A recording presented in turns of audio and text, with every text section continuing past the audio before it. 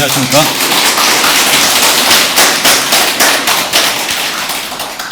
이분은 문정권은 왜 경제를 제대로 모르나? 모르기보다는 실력이 없어서 못하고 정파적인 왜곡 때문에 못하겠죠. 자, 그 전에 이제 이 당산동 시대가 이제 이 뉴스 브리핑 당산동 시대가 오늘로 마지막으로 이제 끝이 났습니다. 예. 이제 별별 특강, 다음 특강은 10월 말쯤에 이제 10월 15일 날 이사를 갑니다. 이 이사 가는 것도 일이 많아가지고요. 지금 계약해놓은 사무실에 내부 이제 공사를 하고 있고, 그 다음에 이제 여기에 이제 스튜디오를 또 뜯어가서 거기서 다시 조립도 해야 되고, 또 거기는 이제 이 스튜디오 공간이 있고, 또 나머지 이제 사무 공간, 이제 가운데 공간이 좀 있어서 이제 거기서 별별 특강을 이제 하려고 이렇게 생각을 하고 있습니다. 그래서 아무래도 여기보다야 조금은 불편할 수도 있어요. 거기도 35평을 얻었는데, 강연을 하는 기에는 조금은 지금보다는 공간이 조금 작을 거라고 보고 있습니다. 그래도 좀 이 불편해도 같이 좀 이렇게 계속 갔으면 좋겠고요. 13일 날 이제 이삿짐을 꾸리려고 합니다. 다음 주 금요일입니까? 그래서 그때 이제 혹시 손이 되시는 분들은 좀 오셔가지고 이삿짐을 같이 좀 꾸리고, 이사는 이삿짐 센터가 와서 하는데요. 짐은 우리가 정리는 좀 해야 될 거라고 보고 있습니다. 그래서 이제 그렇게 생각을 하고 있습니다. 참 이사한다고 사무실 구하기도 쉽지 않았고, 또 이렇게 정리해야 될 부분도 많고 해서 애먹었는데 이제 큰일은 대충 마무리가 됐습니다. 그동안 이제 회원분들 중에 여러분들이 이런저런 신경을 써주셔서 감사하게 생각을 하고 있습니다. 자, 2부에서요. 앞에 전 세계적 경제 상황이 매우 좋지 않다. 사실은 경제 기술자들이 다 이렇게 시스템으로 갖춰져 있어도 극복하기가 쉽지 않다라고 보고 있습니다. 그래도 과거에 DJ나 노무현 정권 때는 비서실장이나 경제 분야의 전문가들, 이런 사람들을 기존의 경제 관료, 이 테크노크라트라고 해서 과거 보수 정권이나 군사 정권에서 경제 성장의 기초를 이렇게 닦아온 그런 직업 공무원들이나 전문가들을 많이 고용을 했어요. 그런데 현 정권은 DJ 정권이나 노 정권하고는 다르게 천편일률로 자기 색깔로 지금 청와대를 다 장악하고, 김동연 기재부 장관 부총리라는 사람은 문 정권이 마치 경제적으로 아주 왜곡된 이런 경제를 운영하고 있다라는 것을 희석시키는 얼굴 마담 역할을 수행하고 있다고 봅니다. 저 사람은 저쯤 되면 그만두고 빨리 가야지요. 나중에 나는 그때 반대했으니까 죄가 없다 하면 누구하고 똑같아져요? 그런 사람이 하나 있죠, 옛날에. 성경에 나오지 않습니까? 빌라도 총독. 네? 그 사람은 그때 뭐라 했습니까? 유대교의 율법주의자들이나 그런 원로들이 생명을 비슷하게 주장하는 예수가 못마땅했지요. 그래서 예수님을 십자가에 못 박아 달라고 유대인들이 와서 빌라도한테 간청을 했지 않습니까? 그래서 빌라도가 처음에는 십자가에 못 박아서는 안 된다고 계속 반대를 했지요. 그런데 어떻게 했습니까? 계속 우기니까 에라 모르겠다, 그냥 너들 마음대로 하라 그러고는 자기는 손을 씻었잖아요. 나는 잘못이 없다고. 그런데 뭡니까? 교회 가면 하는 거 있잖아요. 그러면 빌라도에게 고난을 받으셔 이러다가 영원히 역사에 지울 수 없는 이름을 남겼잖아요. 그래서 김동연이는 나는 죄가 없다라는 게 아니라 나중에 빌라도처럼 될 가능성이 매우 높다라고 저는 보고 있습니다. 그러면 이 가롯 유다 역할을 하는 사람이 있겠지요. 누굽니까? 장하성이지요. 장하성이. 그야말로 역사를 바꾸는, 지금 한국 경제의 역사를 바꾸는 역할을 하고 있지 않습니까?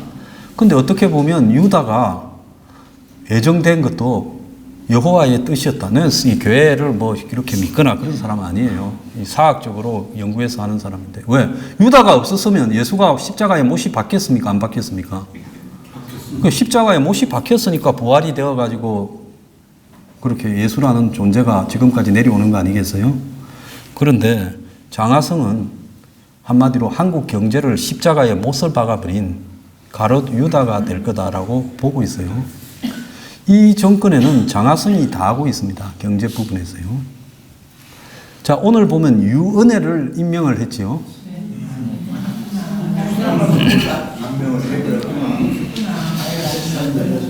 특히 저 여성분들이 유은혜 임명에 대해서 화가 좀 많이 나는 모양이에요. 왜 그렇습니까? 너무 심하죠. 엄마들 위장전이 돼가지고 자녀들 그 명문학교 보내야 되는데. 근데 없잖아요. 실력이 없잖아요. 유은혜가 교육 전문가도 아니고, 그 다음에 이 교육이라는 것이 그냥 애들 학교 교육 문제뿐만 아니라 경제 성장이나 산업 발달하고도 관계 있는 그런 측면도 있고, 또 더 나아가서 이 교육부 장관은 사회부총리를 겸하고 있어가지고 경제부총리, 사회부총리 이렇게 시스템으로 나눠지지 않습니까? 그래서 사회 관련 부서는 교육부 장관이 관장하고 있죠. 문화체육관광부나 여성부나 이런. 그러니까 정권에 1인자 대통령, 2인자 총리, 3인자 하면 부총리입니다. 그런 자리에 앉혔어요. 그런데 다 한마디로 누더기를 넘어서서 똥걸레를 넘어서서 걸레도 그런 걸레가 없는데 앉힙니다. 자, 여기서 걸레라고 하는 것은 그 사람의 부명은 나는 몰라요. 그 사람의 의혹만 걸레라고 이야기를 합니다. 또 황장수 유언의 걸레설 이렇게 이야기했다니. 저도 저렇게 종류가 다양하게 많은 사람은 처음 봅니다. 참 자질구레하게 열심히 이렇게 의혹을 만들게 살았더만요. 근데 왜 저 사람을 미느냐? 나이에 비해서 얼굴이 반반해서. 지금 보니까 누구하고 특수관계설까지 유포되고 있는데, 황장수 뉴스 브리핑은 정도를 지향하기 때문에 증거가 없는 가짜 뉴스는 절대로 거부합니다. 그래서 희한하게 밀고 있어요. 저 사람이 아니면 한국의 교육 전문가가 그렇게 없는가? 대학을 전부 관장해야 될 건데 저 사람이 그런 복잡한 이해관계들을 어떻게 끌고 갈 수 있겠는가? 이해가 잘 가지 않아요. 그런데 유은혜를 미는 이유가 장하성을 고집하고 있는 데서 나오지 않습니까? 경제를 이 정도 만들어 놨으면 다른 정권들 같으면 장하성을 참 고생했다, 집에 가라. 네? 그러고는 또 다른 사람, 이럴 때는 점수 달라면 어떻게 해야 되겠어요? 관료 출신, 좀 온건하고 보수 정권하고 가깝다 이렇게 보이는 사람을 일부러 데려다 놔야죠. TK 출신을. 그러면 어떻게 되겠습니까? 경제적인 비난이 희석되지 않습니까? 그게 정치의 기술이에요. 그래서 좀 정치 기술을 안다 하면 바로 바꿔가지고 청와대 정책실장이라는 것은 소모품이에요. 그거는 정권이 욕을 먹으면 그냥 지지율을 올리기 위해서 너 집에 좀 가라, 수고했다 하고 보내고 또 새 부속품 하나 갈아 끼우고 그런 부속품에 불과한 자리입니다. 그런데 저렇게 끝까지 고집을 하면서 밀고 가고 있어요. 장하성을요. 그래서 장하성을 왜 저렇게 밀까? 저 사람은 실력도 없고 진지하지도 않고 자기는 좋은 집안에 나와가지고 날 때부터 호남의 부잣 집안에서 금수저를 물고 태어났죠. 자기 아버지도 대단한 사람이었고 장관했고 또 국세청장도 했고 국회의원도 몇 번 했습니다. 제가 옛날 잠깐 정치에 몸담고 있을 때 부친을 알아요. 그 다음에 자기 동생도 또 유명한 사람이잖아요. 아까 앞에서 이야기한 캠브리지 대학. 집안이 명문가예요. 그래서 한국의 0.01% 정도 될 돈과 명예에서 다 갖춘 집안입니다. 그런데 이 사람만 좀 빼딱하게 풀렸어요. 이 사람 재산도 100억이 넘지요. 아파트만 해도 한 8, 9억 될 거고 그 대기업 주식만 해도 한 50억 있다고 그러고 이래저래 재산이 100억이 훨씬 넘는 사람입니다. 그런 사람이 어디 가서요? 참여연대에서 어떤 일을 했습니까? 한국의 재벌이라고 부르는 대기업의 순환 출자, 즉 대기업끼리 서로 조금씩 출자해서 연쇄고리를 가지고 재벌이라고 부르는 기업군을 끌고 있는 부분에 대해서 소액 주주 운동을 주도하면서 앞장서서 비판을 했지요. 그런데 대기업 주식을 소유해서 그 대기업 주식이 지금 재벌 주식이 엄청난 돈이 됐죠. 근데 자기는 그때 이제 소액 출자 운동을 하면서 소유했다는데 또 따지고 보면 재산도 증식시켰어요. 그러니까 참여연대에서 비판도 하면서 자기가 주주가 되어야 대기업을 비판한다고 대기업 주식을 사가지고 그게 또 돈도 벌고 또 남들이 봤을 때는 경제 정의나 공정한 경제를 추구한다고 명예도 얻고 예? 그 학자로서 양심도 또 높였다. 이렇게 평가를 받았죠. 지금까지. 자, 그래가지고 지금 이제 경제를 담당하는 정책실장이 되어서 지금 장관이나 김동연은 장하성 밑에서 다 꼬봉들이죠. 경제 관련 부처 장관들은요. 이 정권은 청와대 정부입니다. 청와대에 임종석이 하고 장하성이 하고 조국이 하고 문정인이가 주요 부서를 너댓 개씩 나눠가지고 다 관장하고 있어요. 자기 이렇게 관할권을요. 그래서 장관들이나 차관들이나 이런 사람들은 아무런 힘이 없고 청와대에서 모든 지침을 내리면 그대로 시행되는 정권이다. 이래 봐야 되는 겁니다. 과거에 박근혜 정부가 여당이나 장관들이 다 거수기였다. 이렇게 평가를 하고 또 무슨 국정농단 사건 재판 과정에서 얼마나 장관들이 찌질했는가 우리가 봤지만은 이 정권은 나중에 이 정권 문재인 정권의 국정농단 사건 적폐를 재판에 해부하면 박근혜 정권의 찌질함은 그건 찌질한 게 아니었다. 이 찌질함의 거의 새로운 경지를 보여줄 거라고 보고 있습니다. 그래서 청와대에서 다 하라는 대로 무조건 가는 거예요. 공무원들은 납작 엎드려서 지키지만 말자. 그렇게 지금 살고 있지요. 그런데 이제 장하성이 그야말로 이제 실력으로 안 되니까 채점을 조작해서 성과를 포장하려한다. 그게 뭡니까? 통계를 왜곡하고 과장하려고 이제 채점관이 누굽니까? 통계청장이잖아요. 채점관을 바꿔버린 거죠. 조선시대로 보면 이 사초를 쓰는 사관이 임금에 대해서 안 좋게 쓸까봐 사관을 목을 베고 지 똘마니를 사관으로 앉힌 거하고 지금 똑같은 짓을 하고 있는 거예요. 그런데 장하성이라는 사람을 가만히 보면 자기의 실천과 또 그 사람의 이 가치나 이념이 또 그 사람의 현실적인 삶이 서로가 따로 놀고 있어요. 그렇지 않습니까? 돈이 100억도 더 되는 사람이 한국에 몇 명 되겠습니까? 돈이 100억이 넘고 자기로서는 돈에 대해서 고민 한번 하지 않고 살아는 사람, 유학 가서 교수까지 하고 지금 그 다음에 남는 것은 명예밖에 없으니까 명예 얻으려고 사회운동 열심히 한 사람이 그 사람이 겉으로는 진보를 말합니다. 그리고 저임금 노동자들을 이야기를 해서 최저임금을 올려야 된다 이야기를 하고 저녁이 없는 사람들을 걱정해서 주 52시간을 이야기를 하고 있어요. 그리고 각종 사회복지 정책들을 가지고 가난한 사람들한테 퍼줘서 한마디로 그 사람들 소득이 늘어나서 소득주도 성장을 해야 되겠다라고 이야기를 하고 있습니다. 그런데 이 사람이 지금 하는 모습을 보면 최저임금을 올릴 때 진짜로 피해를 보는 사람이 가장 낮은 20%, 최하위 20%, 또 최하위 40%일 거라는 거에 대해서 모르는 거죠. 왜 모르느냐? 자기가 경험해보지 않은 인생이니까요. 그러니까 그것은 자기가 관념적으로 이해했던 부분이에요. 옛날에 러시아 혁명 같은 데 보면 처음에 혁명을 이끄는 사람들은 다 어떤 사람들이에요? 귀족 자제들이거나 아주 부르주아의 집안의 자제들이에요. 마르크스를 도와가지고 공산당 선언을 쓴 엥겔스도 자기 아버지가 영국의 맨체스터나 이런 데서 방직 공장을 6개씩 했던 엄청난 부자였습니다. 그래서 마르크스가 엥겔스를 맨날 뜯어먹었어요. 엥겔스 마누라가 죽었다는데 마르크스가 가지도 않았다는 거예요. 그래서 엥겔스가 화가 나가지고 돈줄을 끊으니까 나중에 몇 달 뒤에 마르크스라는 사람이 와서 사과했다는 거예요.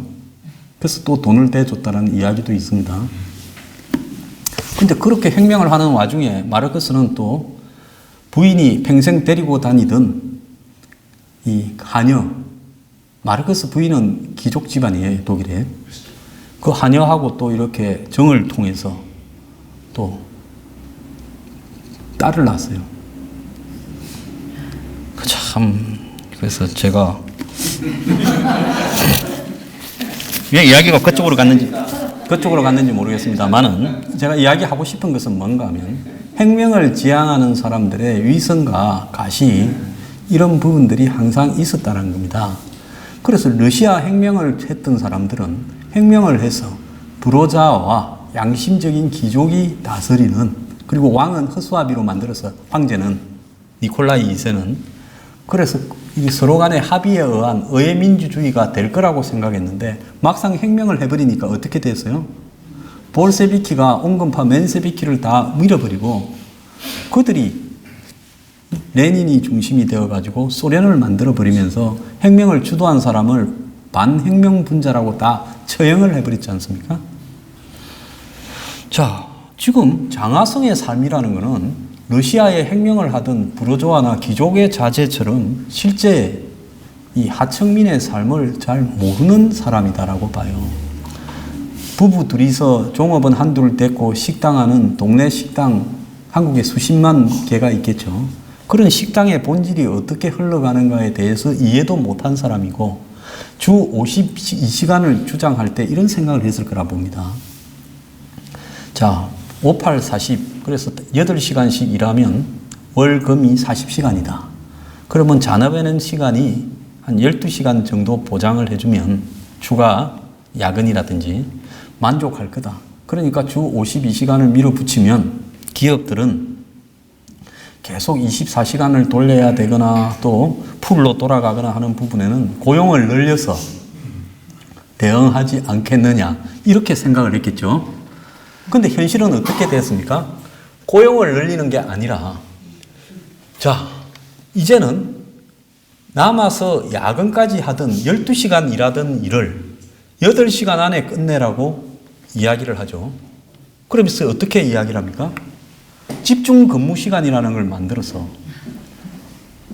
10시 반부터 2시까지는 당신들은 일체 하품도 하지 말고 이빨도 닦지 말고 화장실도 가지 마라.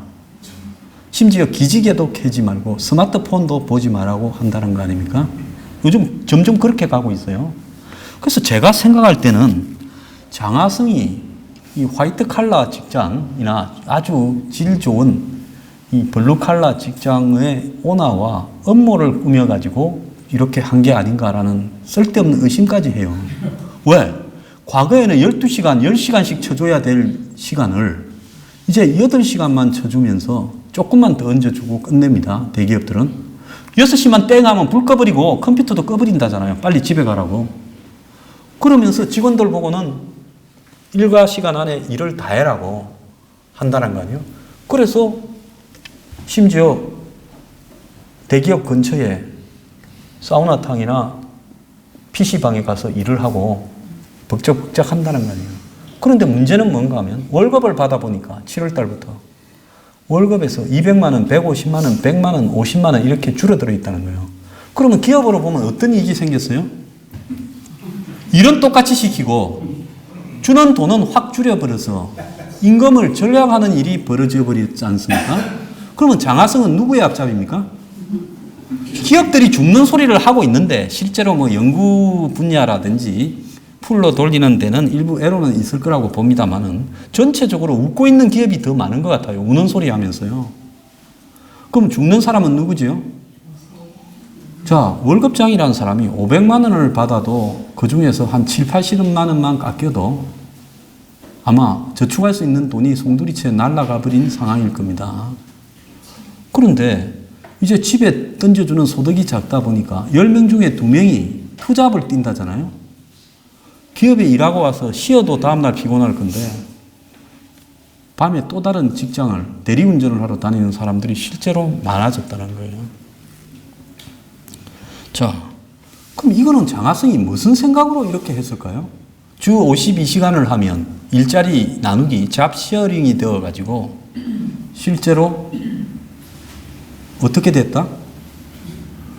일자리도 늘어나고 또 기업에 다니는 사람은 일찍 집에 가서 가족과 함께 소비활동에 열심히 종사해서 소비도 늘릴 거라고 봤는데 돈 없는 일찍 간 가장은 어떻게 되겠습니까?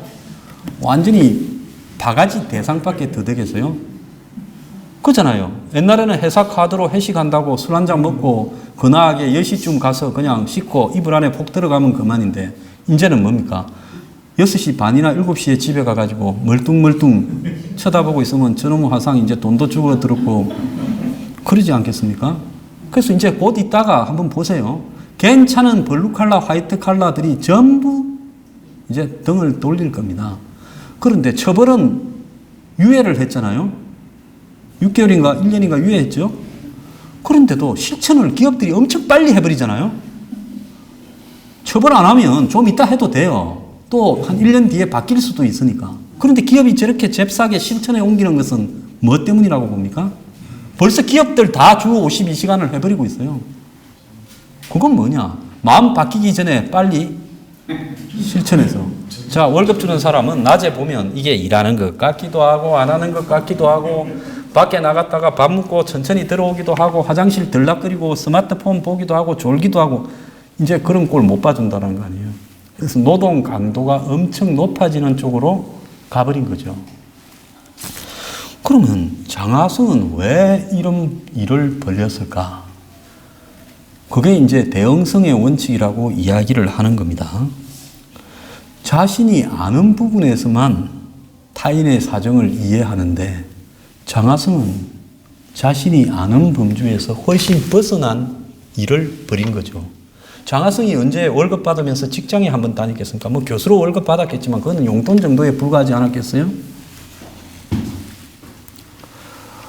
그래서 한 번도 최저임금이나 이 셀러리맨의 처지를 겪어보지 못했기 때문에 거기에 목숨 걸고 한 달씩을 살아가는 사람을 경험해보지 못했기 때문에 장하성이 저런 황당한 짓을 벌였다고 보고 있습니다. 그러면 장하성뿐만 아니라 이 정권의 다른 사람은 어떨까요? 지금 법을 엄격하게 집행하면서 국정농단을 지휘하고 있는 조국은 법의 집행에 대해서 한 번도 해본 적이 없잖아요.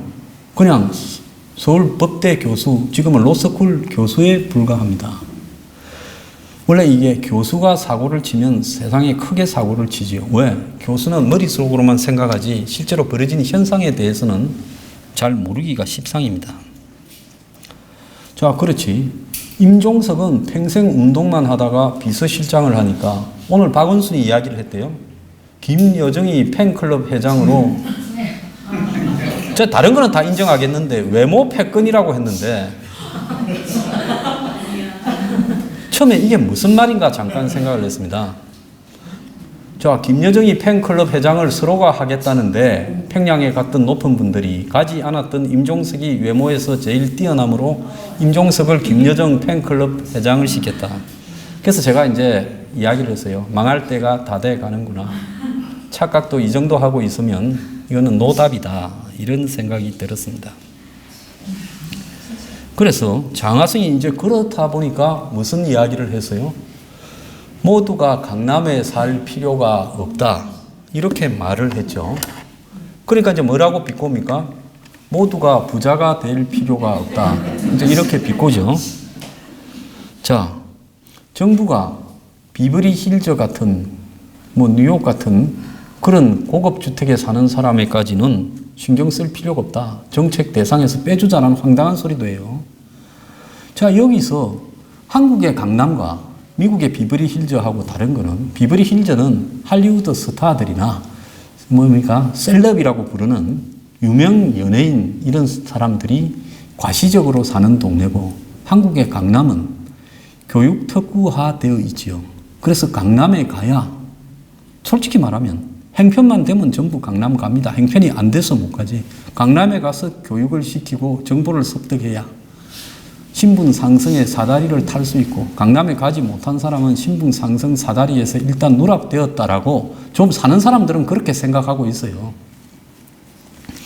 그렇기 때문에 한국 강남에서 저렇게 집값이 비싸고 이런 일이 벌어지고 있는 건데, 이런 부분을 매우 단순하게 비교해서 한마디로 부자 동네에 굳이 왜 다 살려고 하느냐.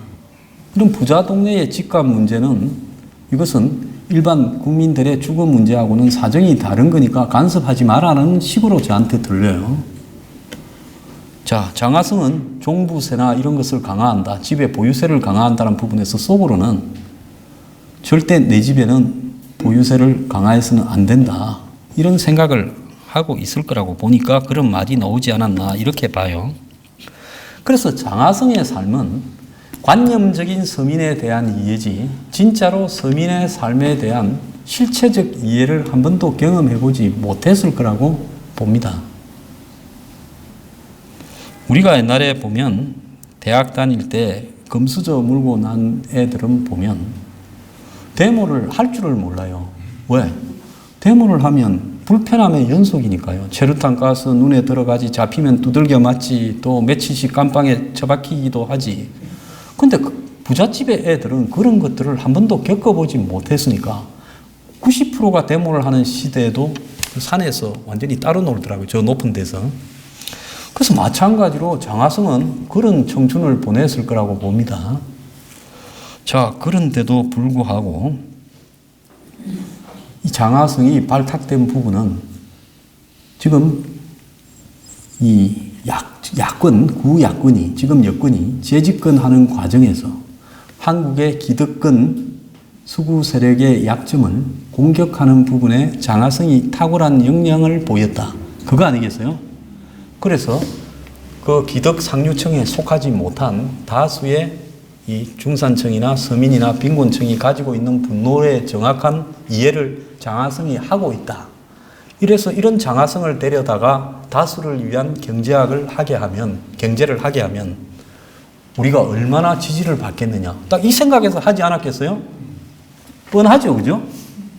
그런데 이제 여기서 이제 괴리가 발생하는 게 딱 여기까지가 장하성의 한계였다는 겁니다. 즉, 장하성이 수구 기득권을 공격하던 그런 논리를 갖추는 쪽에서 성공했을지는 몰라도 이제 반대로 자기가 한마디로 칼자루를 쥐고 경제적인 정책을 끌고 갈 때 그건 전혀 다른 거라는 거죠. 공격을 할 때는 비판적인 부분에 능해서 논리를 머릿속으로만 정립해서 세우면 가능한 입장이었지만은 이제 자기가 이 나라를 끌고 가는 입장에서는 공격의 논리를 세우는 부분을 넘어서서 실질적으로 한마디로 자기가 이 나라의 경제의 실체적인 부분들을 만들어 가야 되는 상황이 되니까 이제 완전히 달라진 거죠. 우리가 옛날에 바둑을 두고 있으면 옆에서 훈수를 자꾸 하는 사람이 있어요. 그래서 한두 번은 그냥 이랬는데 자꾸 하면 이제 화가 나면 어쩝니까? 네가 한번 해봐라. 그래서 실제로 제가 그래 본 적이 있어요. 네가 한번 더 봐라니까 아주 그냥 바둑판을 다 베려놓더만요. 그러니까 훈수 둘 때 간섭할 때하고 지가 직접 할 때하고는 그건 판이 다른 겁니다. 그래서 이 정권이 자기들이 칼자루를 쥐고 한국 경제에 지금 아까 제가 앞에서 이야기했다시피 국내적으로 국외적으로 얼마나 복잡한 상황에 놓여 있습니까? 이거를 갖다가 해내려면 한국 경제가 지금까지 어떻게 해서 오게 되었는가라는 역사적 과정에 대한 고찰이 있어야 돼요. 자, 우리가 45년에 해방되었을 때 일본이 남기고 간 적산 기업이라고 부르는 것 외에는 쌀농사 외에는 한국에 남은 게 아무것도 없었죠. 그런데 6.25 전쟁으로 그것도 대부분 폐허가 되어버렸습니다. 그 속에서 허허벌판에서 미국이나 일본의 차관을 가져와가지고 자, 중화공업 중심으로 선별 성장을 시켰죠. 그래서 대기업 몇 개를 선별해서 그걸 갖다가 집중적으로 키우면서 한국 경제가 전체적으로 수출 주도형으로 가게 되도록 만들었고, 그래서 그런 경제 성장 드라이브를 지속적으로 국가 중심으로 밀고 온 부분이 다른 이 제3세계 2차 대전에서 해방된 나라에서는 보기 드문 케이스였죠. 왜 다 2차 대전에서 해방이 되었는데 똑같이 그때 2차 대전 이후에 지구상에 새로 탄생한 신생 독립국이 수십 개 아닙니까? 대부분은 이 도시국가 빼고는 다 실패했는데 인구가 지금 5,100만쯤 되는 이 크기를 가진 한국 경제가 왜 3만 불 수준까지 오게 됐고 다른 나라에서 인정하는 이런 위치까지 오게 되었는가 하는 부분은요. 한마디로 효율성을 중시하는 그런 당시 이제 엘리트들이 군인이 좀 엘리트였죠. 옛날에.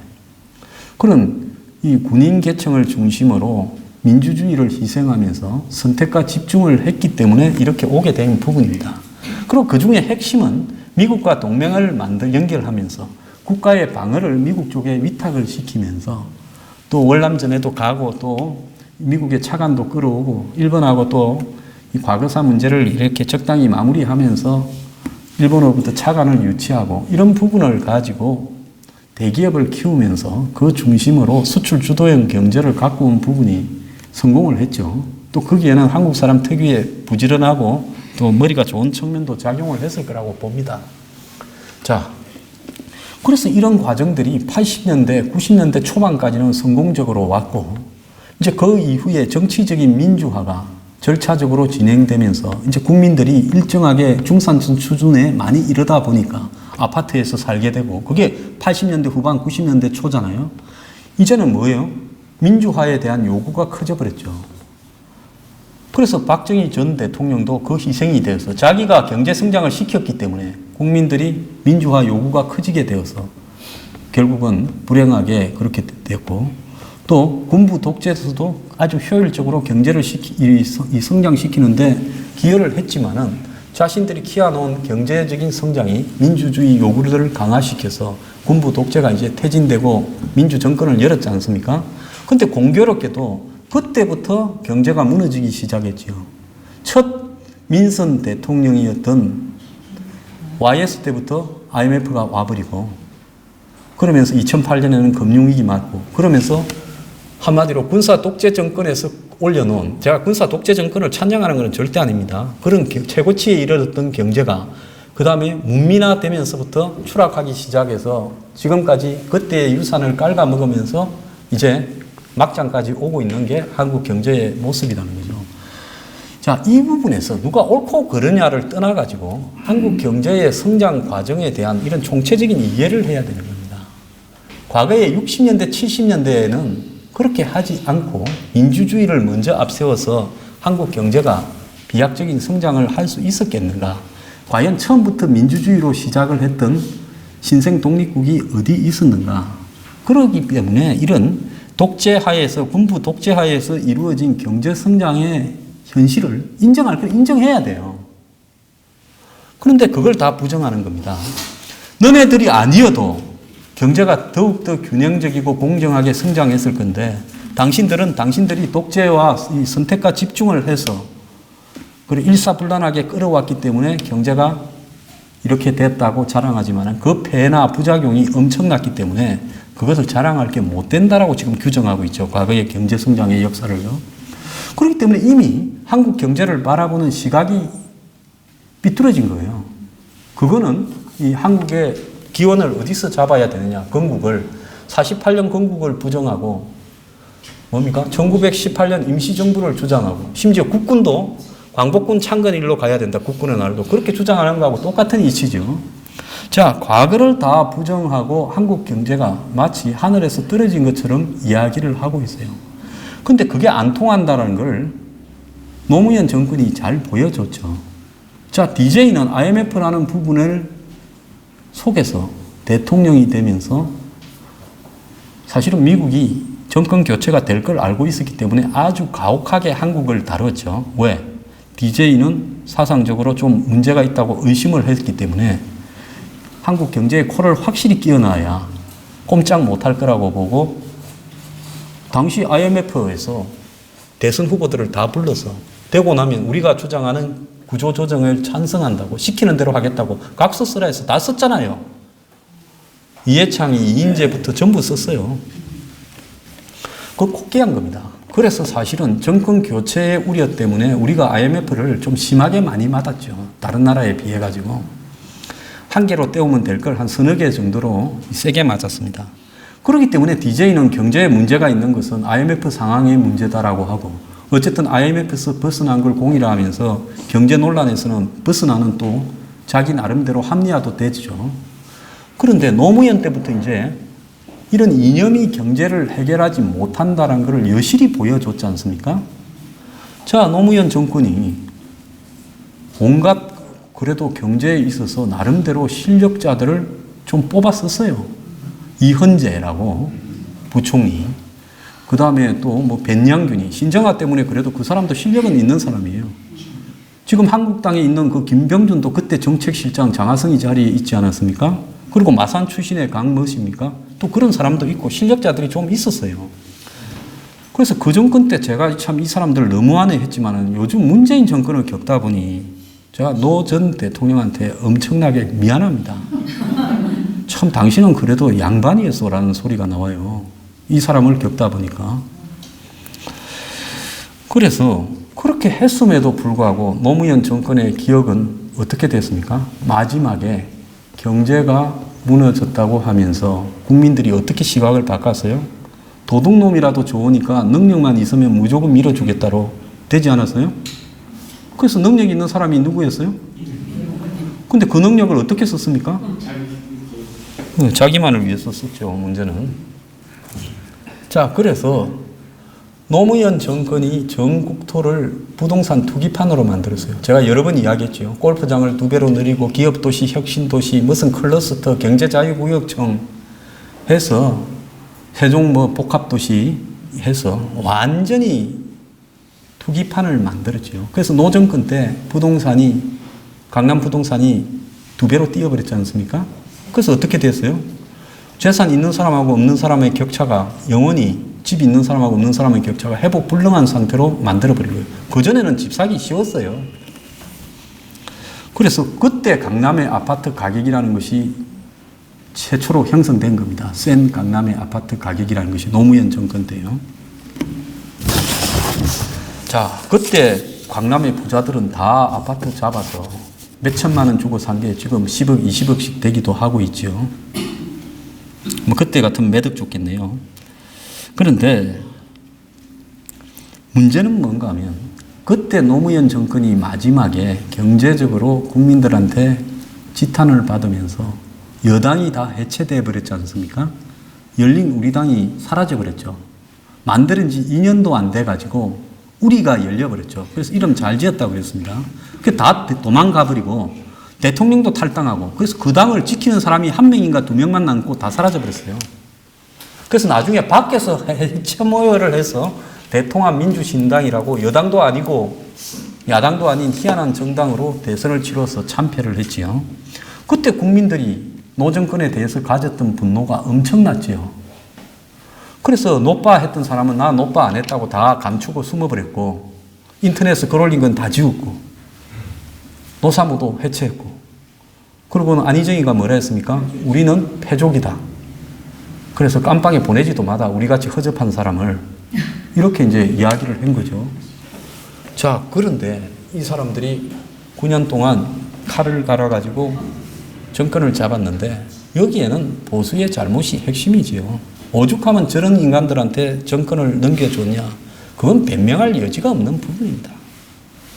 자, 그런데 오늘 이제 이야기하고자 하는 그게 아니고, 이런 부분들을 봤을 때 실제적으로 이 역사에 대한 교훈을 문재인 정권이 전혀 가지지 못하고 있다는 거예요. 왜 노무현 정권이 상대적으로는 고건 같은 사람을 초대 총리도 시키고 이현재 같은 사람을 부총리도 시키고 이렇게 하면서 안정성을 문재인 정권보다는 훨씬 이렇게 기하려고 노력을 했는데도 결국은 경제에서 망가져 버렸습니다.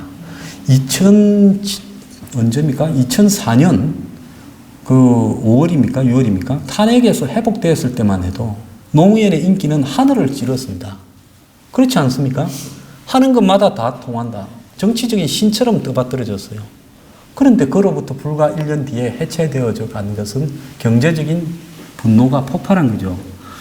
이 자식들 뭐야, 이 세상을 위에 있는 사람을 밑으로 만들고 밑에 있는 사람을 위로 올리면서 업사이드 다운을 시키겠다가 특권을 폐지하겠다 해놓고는 특권층만 엄청나게 경제적으로 양산시켜버렸다는 데 대한 서민의 분노가 노무현 정권의 등을 돌리는 쪽으로 폭발되었지요. 자, 이런 과정들에 대한 과거 경험들을 이 문재인 정권은 전혀 배우지 못했다고 봐요. 분노의 칼만 갈았지 어떻게 과거에 반복했던 실패를 다시 반복하지 않을까에 대해서 고민을 안 했다는 겁니다. 요즘 저하고 그 방송을 같이 하는 김석범 원장 그 코너에 보면 이 엄청난 이렇게 순간에 머리를 스치는 각성을 하지 않으면 사람은 과거에 실패했던 것을 똑같이 반복한다 그랬습니까? 안 그랬습니까? 그분이 말씀은 약간 어눌해도요. 제가 볼 땐 좀 철학자라고 봐요. 그래서 이 사람들도 역시 과거에 잘못했던 행동들을 문재인 정권이 그대로 하고 있다는 겁니다. 문재인은 민정수석으로, 시민사회수석으로, 비서실장으로 노무현 정권이 망하는 과정에 있어서 한마디로 최고의 실력자로서 옆에서 지켜보는 사람이에요. 그런데 기껏 배운 게 뭡니까? 일찍 청와대에 데리고 와서 임명되기 전에 각종 검증을 해야 되기 때문에 그래서 검증이 끝나려면 한두 달 걸린다. 그래서 월급을 검증이 통과되어서 정식 임명이 돼야 월급을 주니까 문재인이 민정수석 때 노무현에게 이야기를 했다지 않습니까? 뭐라 했어요? 이 사람들 월급을 줘야 되는데 어쩌냐니까 노무현 전 대통령이 이야기했다잖아요. 아니 그거 청와대 들어오려면 뭐 치러야 될 수업료지. 그것까지 뭐 청와대 데리다 주는 것만 해도 어딘데 그런 것까지 챙기냐. 그건 각자 알아서 할 몫이지. 이렇게 말을 했다는 거예요. 그럼 그걸 배워서 이번에도 그렇게 했으면 되는 거예요. 솔직히 말하면 한 6개월 월급 안 준대도 청와대 들어가려고 줄을 쓸 겁니다. 아예 당신 임기 내내 월급은 줄 수 없대도 청와대 가서 비서관 하려고 난리 칠 거예요. 자, 그런데 뭘로 줘버렸습니까? 업무 추진비로 줘버렸죠. 이거는 뭔가 하면 옛날에 잘한 부분은 그건 노 전 대통령이 잘한 거예요. 그리고 다 그렇게 해왔고 그럼 옛날에 잘한 부분을 그대로 배워야 되는데 그건 또 옛날에 잘한 거는 전혀 배우지 않아요. 그래서 노 전 대통령이 이현재 같은 사람한테 처음에는 경제 부분을 다 맡겼어요. 노 전 대통령이 골프 공화국을 만들어서 골프장이 그전에는 한 250개였는데 500개로 늘었어요. 재임 중에. 그는 이현재가 정경련 등의 건의로 골프장을 좀 경기 활성화를 위해서 많이 좀 짓게 허락해달라. 그래서 옛날에는 골프장 허가가 뭡니까? 수업료가 좀 셌죠. 근데 그걸 막 내줬죠. 그리고 대기업이 토지 수용을 좀 하도록 허락해달라 해가지고 그래서 토지 수용에 관한 법률이 그때 많이 쉽게 바뀌었습니다. 그래서 어떻게 해요? 전국을 부동산 공화국으로 만들었는데 실패를 했죠. 그러면 그런 모습 중에서 잘했던 거는 배우고 못했던 거는 반복을 안 하려고 해야 되는데 학습이 안 되어 있는 사람이다. 그러다 보니까 일부 가짜 뉴스를 전달한다는 사람들이 침해서를 이야기하고 있는 겁니다. 자, 그 다음에 중요한 것은 한국의 지정학적인 관계에 대한 이해가 기본적으로 안 돼 있어요. 경제에서 이건 제가 볼 때 매우 중요한 거라고 보고 있습니다. 왜냐하면 한국 경제는 이 세계 열강하고의 관계를 어떻게 맺어가느냐가 한국 경제의 핵심입니다. 만약에 97년에 IMF가 왔을 때 한국이 정권 교체가 안 되었거나 김대중 전 대통령이 야당이라도 나는 우파다라는 부분을 계속 주장해왔더라면 한국이 IMF 때 그렇게 맞지 않고요. 미국이 통화 수합을 해주든지 해서 IMF까지 안 가고 수습을 해줬겠죠. 공교롭게도 IMF가 터지는 시점이 대선하고 맞물리면서 미국에서는 한국이 정권 교체돼서 친북적인 정권이 될 수 있으니까 단단히 경제로 낚아채버리라. 그래서 국가 부도를 완전히 그냥 코에 이렇게 고리를 걸어서 쥐고 있으라고 이야기를 했던 거죠. 자, 지금 트럼프가 저런 사람, 역대 듣도 보도 못한 유행의 미국 대통령이 나타나서 과거의 공화당의 신자유주의가 아니라 이 퍼플리즘으로 지금 가고 있어요. 그러면 이럴 때 한국이 북한하고의 관계를 어떻게 해야 되겠느냐. 처음부터 미국이 압박을 할 때 미국 편에 확실히 서면서 대신에 미국의 경제적인 부분에서의 배려를 좀 받아내는 쪽으로 가는 게 정상이었는데 처음부터 트럼프하고 맞서면서 처음 미국에 갔을 때 제가 그때 뉴스 브리핑에서 뭐라 했습니까? FTA 개정하자는 이야기 미국이 들고 나올 거다 그랬죠. 작년 6월 말에 미국에 갔을 때. 근데 갔다 오자마자 한국에 떨어질 때 바로 FTA 트럼프가 한국하고는 파기해라 하면서 거의 끌려 들어가서 미국 하자는 대로 이번에 추석 때 가서 다 해주고 왔잖아요. 그리고 미국하고 중국하고가 무역 전쟁으로 저렇게 심각하게 가게 되면 한국은 이 전쟁 부분에서 중립을 지킬 게 아니라 중국으로부터 단기적인 피해를 감수하더라도 사드나 이런 부분에서 확실하게 미국 편에 섰어야 되죠. 자, 근데 지금 미국이 봤을 때는 한국이 친중적으로 가고 있다라고 해석을 하고 있죠. 자, 이런 부분이 한국이 철강이나 지금 자동차 이런 부분에서 얻어터지는 원인이 지금 되고 있는 부분이 됐죠. 그리고 외교 안보적 특성에서 한국 경제는 안보를 미국에 사실상 위탁함으로써 미국의 안보를 맡기면서 안보에 대해서 치러야 될 비용을 최소화하면서 집중 성장해 온 거죠. 그러지 않습니까? 우리가 미군이 없이 우리보다 국력이나 한마디로 전투력에서 훨씬 셌던 북한을 50년대부터 감당을 하면서 버텨왔다 하면 한국이 월남처럼 됐지. 이렇게 성장을 할 수 있었겠습니까? 미군이 있어서 북한이 쳐내려올 생각을 못했기 때문에 우리는 미국이 빌려준 돈 등을 가지고 경제 성장을 할 수 있었죠. 이 기본적인 동맹에 대한 이해관계가 경제적인 부분의 이해관계와 핵심입니다.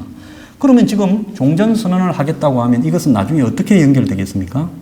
한미동맹 해체나 미군 철수로 연결될 수 있고 한국의 경제적 상황에서 세계 최고로 FTA 지도가 넓다라는 한국에서 미군이 철수하거나 한미동맹이 와해되거나 약화되었을 경우에 한국 경제가 버틸 수 있겠는가 하는 측면을 봐야 되는 거죠. 자, 문재인이나 좌파들은 그렇게 생각할 겁니다. 그러면 우리 중국한테 붙으면 되지라고 이야기를 하죠. 자, 미국은 자유시장 경제와 자본주의적 질서에 대해서 나름대로 그래도 원칙과 철학이 써 있는 나라고 중국은 철학이라고는 없이 패권주의로 주변 나라들을 다 잡아먹어서 지 밑에 둘라는 나라입니다. 그러면 한국이 중국 편에 서는 순간 어떻게 되겠어요? 한국은 중화경제권에서 중국의 똘마니로 그냥 녹아들면서 한국 경제는 무너져 갈 겁니다. 자, 그걸 뭐가 증명하는가 하면 한때 쌍용차가 쌍용그룹에서 어렵게 되어서 떠돌 때 중국의 상하이 기차라는 회사에서 쌍용차를 인수했잖아요. 그전에는 중국이 세단 정도만 허접하게 만들었지 SUV라는 차를 만들 줄 몰랐어요. 쌍용을 하면서 쌍용이 강점이 무쏘 아닙니까? 그래서 그 기술을 전부 빼가지고 중국으로 다 빼돌려 놓고는 그 다음에 쌍용에서 손을 틀어버렸지 않습니까? 그러니까 어떻게 됐어요? 저 쌍용 자동차가 그 사태, 노조 파업 사태가 벌어지고 이러다가 지금 인도의 마인드라한테 넘어갔잖아요. 자, 그래서 중국이라는 나라는 기본적으로 자기 경제권에 들어온 나라들을 처음에는 간쓸게 빼주듯이 해서 끌어들였다가 나중에 어떻게 합니까? 잔인하게 내쫓죠. 지금 중국이 한국의 엔터테인먼트 산업에 투자를 해서 한국의 유명 연예인들이 중국에 가서 몇십억을 벌었다. 중국 드라마 영화에 출연한다. 한국의 무슨 JYP나 SM에 중국이 투자를 많이 해서 그런 엔터테인먼트 회사들이 주가가 비싸다 어쩌다는데 그 이면에 보면 어떻게 했어요? 한국의 엔터테인먼트 그 기술, 이게 일종의 지적 재산권이죠. 그걸 전부 카피해서 다 뺏겨 가버리고, 그래서 중국이 지금 연예 산업을 선진적으로 지금 발달시키는 쪽으로 가고 있잖아요. 지금 한국의 각종 엔터테인먼트 가보세요. 중국에서 온 걸그룹 하겠다는 애들이 수두룩하지요. 그건 뭡니까? 중국이라는 나라가 K-팝처럼 이런 걸 할 줄 모르는데 이제 그런 거를 뺏겨서 또 해보겠다고 진출하고 있는 거예요. 영화도 그렇잖아요. 중국 자본으로 만드는 한국 영화가 엄청나게 많아요. 그래 그러니까 모든 분야에서 중국은 한국이 강점에 있는 부분들을 다 흡수하는 겁니다. 심지어 한국의 설빙이라고 그 빙수 그걸 뭐 중국이 디자인까지 똑같이 해서 온 베이징이니 상하이에 다 있다는 거 아닙니까? 한국 사람 지나가다가 설빙인 줄 알고 들어가면 중국에 그래서 모든 걸 다 뺏겨버린다는 거예요. 자, 중국에 그간에 대기업 따라 들어갔던 한국 회사들이 전부 쫓겨나서 지금 국내로 다 쫓겨나오고 있지 않습니까?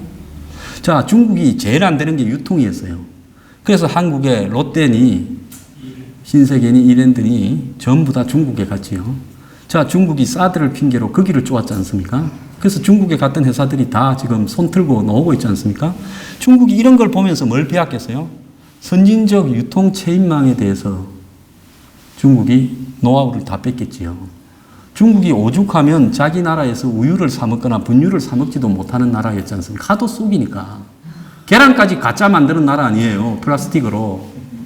계란 한 개 얼마 한다고. 소를 쓰레기장에서 먹여서 키운다잖아요.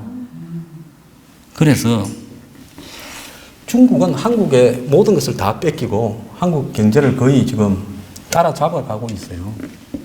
그래서 한국은 중화 경제권으로 가는 순간에 대한민국 경제는 중국의 한계 성 정도로 전락하면서 모든 우위를 잃고 추락하게 될 거라고 보고 있습니다. 그런데 이런 부분에 대해서 전혀 고민들을 하지 않고 있어요. 그래서 한 나라를 잡았다면 이 한국 경제라는 특성에 대해서 총체적이고 포괄적이고 입체적으로 전후 좌우 과거 역사 그리고 지정학적이고 외교 동맹까지도 고려하고 전 세계의 경제적인 변화의 과정들을 이해하면서 어떻게 가야 되겠다라고 고민이 있어야 되는 겁니다. 자, 솔직하게 이 정권 같은 경우는 국민들한테 솔직하게 말할 수도 있어요. 이제 성장이 가능한 시대는 끝났습니다. 경제 성장은 이제는 이 기술 문명의 변화에 따라서 일자리가 늘어나지 않는 시대가 되어버렸고 성장이 되더라도 성장의 과실은 기업이나 금융 쪽에 다 이렇게 돌아가게 되어 있고 노동자들에게 주어지는 몫은 갈수록 작을 수밖에 없어서 그렇기 때문에 노동자들이 소비를 하지 않고 소비를 안 하니까 기업들이 투자를 줄이면서 경제가 점점 작아질 수밖에 없다. 이게 현실이다. 그럼 이런 거를 갖다가 돌파하려고 하면 한국이 지금 해야 될 핵심적인 과제는 몇 가지 개혁을 해야 된다. 개혁은 뭐냐? 노동개혁을 해야 해외로 나갔던 기업들이 한국으로 돌아온다. 한국도 제조업을 살려야 된다. 옷도 신발도 우리가 다 이제 만들어서 한국 내에서 만들어야 된다. 옷도 그렇고 신발도 그렇고 모든 전자제품도 그렇고 핸드폰도 그렇고 그러려면 현재의 임금 수준으로는 턱없이 불가능하다. 그러면 정부도 이만큼을 노력을 하고 기업에게 땅이나 그다음에 제도적인 부분에서 혜택을 줄 거니까 노동자들의 임금을 현실적으로 낮추지 않으면 또 지나치게 작게 받고 있는 노동자들의 소득은 비정규직이나 하청 이런 사람들은 높이지 않으면 이제 유지가 불가능하다라고 국민들 앞에 솔직히 이야기를 해야죠. 그 다음에 지금 한국 기업들 중에서 3천 몇백 개가 벌어서 은행 이자도 못 내는 빚을 내서 유지되고 있는데 이런 것은 싹 정리를 해야 된다. 자, 끝도 없이 이 돈 먹는 하마가 되는 조선업 중에서도 한두 개만 남겨놓고 다 정리하고 해운업도 지난번에 박근혜 전 대통령이 잘못한 거 그거 뭡니까? 한진해운? 그렇게 해체할 게 아니라 그거 해체하고 나서 또 어떻게 됐어요? 지금 현대 또 상선이 왔다 갔다 한다는 거 아니에요? 그때 다 모아서 하나로 만들어서 정리를 하고 전부 한국에 힘을 남겨뒀어야죠. 그래서 차례대로 다 무너져 가는 거예요. 해운회사가. 그래서 이 기업 구조 조정도 정부 중심으로 아주 과감하게 해야 된다.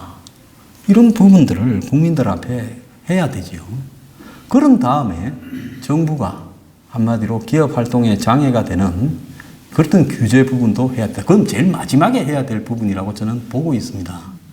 근데 이런 것들을 근본적인 개혁을 하려고는 하지 않고 소득주도 성장이나 최저임금 올리거나 주 52시간이라는 건 경제에서 보면요. 어떻게 보면 아주 원론적인 미세한 분야를 잘못 건드려 버려가지고 그 미세한 부분이 덧이 나서 이제는 큰 종기가 되고 암이 되도록 만들어버리는 일을 했다는 겁니다. 큰 큰 걸 손대가지고 근본적인 걸 국민들 앞에 털어놓고 그 부분을 고쳐야 되는데 그걸 하지 못했다는 거예요. 자, 그렇기 때문에 결국 이 정권은 경제를 정리하지 못하고 이제 자기 아집에 빠졌어요. 가면 갈수록 고집이 더 강해질 겁니다.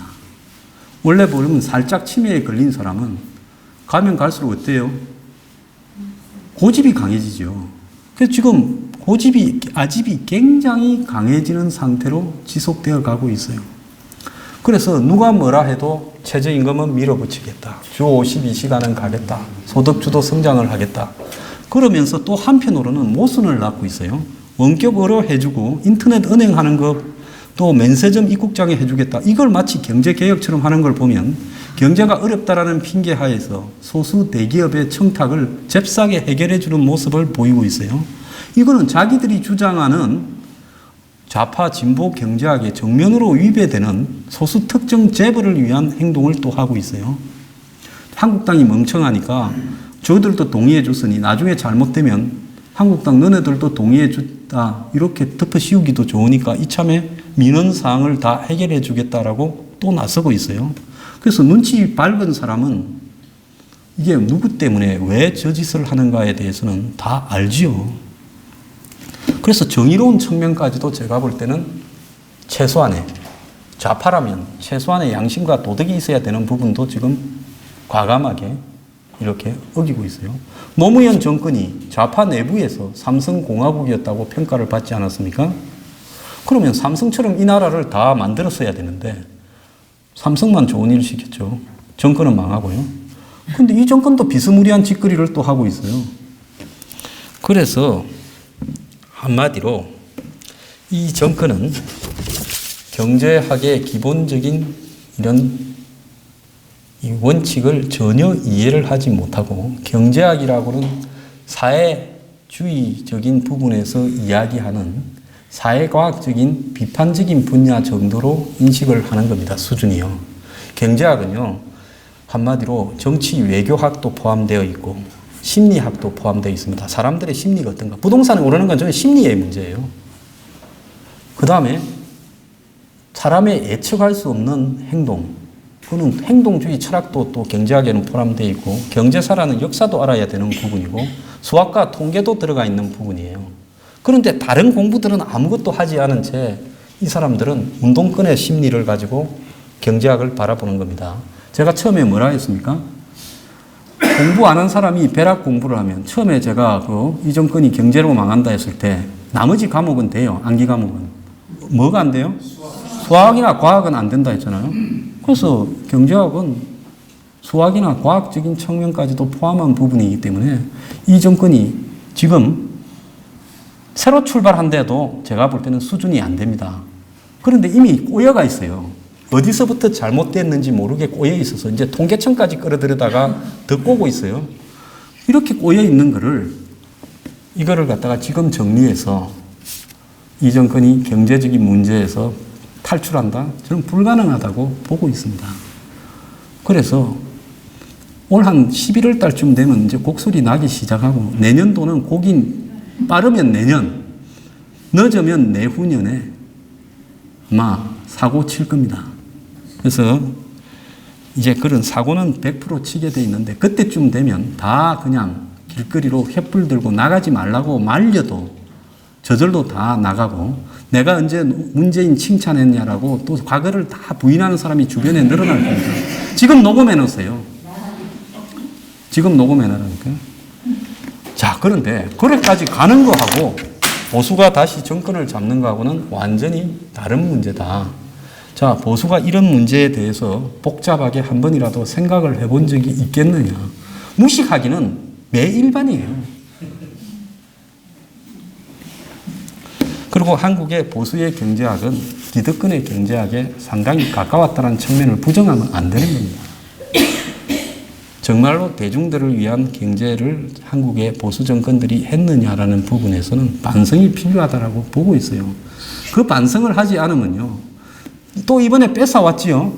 나중에는 문재인보다 또 몇 배 업그레이드 된 괴물을 만나가지고 또 뺏길 겁니다. 지금 노무현보다 몇 배 업그레이드 된 문재인이라는 괴물을 만나지 않았습니까? 그러니까 이 보수의 한마디로 근본적인 자성이 이 경제 문제에서도 필요하다 이런 생각을 합니다. 오늘 이 문재인의 대북 사기 쇼가 그 이면에 한국 경제를 망칠 거다라고 제가 이야기를 했는데요. 마지막으로 중요한 것은 이 정권이 좀 상식이라도 있어가지고 이 북한과의 대북 쇼에 치중하는 부분을 방향 전환을 해야 돼요. 그런데 전혀 그렇게 방향 전환을 지금 하고 있지가 않습니다. 그게 지금 굉장히 심각한 거죠. 우리가 이렇게 이념적인 문제에 매달릴 때가 아니라 이거는 흘러가는 대로 북한에 하는 대로 보고 대응만 하면 되고 실제로 지금 경제 문제에서 우리가 집중을 좀 해야 된다. 이런 부분들을 이렇게 외면하고 있다는 겁니다. 그렇기 때문에 이 정권이 경제에 총력 집중을 해도 제가 볼 때는 해결을 못하고 사고를 칠 거라고 보는데 지금 이 정권에서 경제라는 것은 북한 문제에 비교하면 5%도 안 되는 집중을 하고 있다고 봐요. 그래서 저 사람들은 저것만 성공하면 경제 부분에서 국민들이 불만이 좀 있더라도 이번에 이제 또 착각을 하게 생겼죠. 엊그제까지 40% 30%라 하다가 북한 가서 쇼 한번 하고 오니까 70%가 돼요. 이렇게 쉽게 해결하는데 왜 그 복잡한 경제에 우리가 손을 대느냐? 이거는 뭡니까? 동물들이 보면 잘못 한번 했는데 그게 통하면 행동 교정이 안 되잖아요. 그래서 이 정권 동물적이라서 행동 교정이 거의 안 될 거라고 보고 있습니다. 자, 오늘 강연 마치겠습니다. 감사합니다.